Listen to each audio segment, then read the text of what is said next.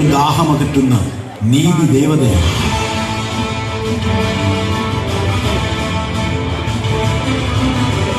മരപ്പൊത്തുകളിൽ നിന്നും കാടിന്റെ മർമ്മരങ്ങളിൽ നിന്നും അവൾ നിങ്ങളെ നിരീക്ഷിക്കുന്നുണ്ടാകും. അവൾക്ക് മൃത്യുവിന്റെ മുഖമാണ്. പകൽ വെളിച്ചത്തിൽ നീലി വെറുമൊരു കെട്ടുകഥയായിരിക്കും. എന്നാൽ ഇരുളിൽ അവൾ മാത്രമാണ് സത്യം. കാറ്റിൽ ഒരു സ്ത്രീയുടെ നേർത്ത ചിരിയോ പാലപ്പൂവിന്റെ മണമോ അനുഭവപ്പെട്ടാൽ തിരിഞ്ഞു നോക്കരുത്, അവൾ വരികയാണ്.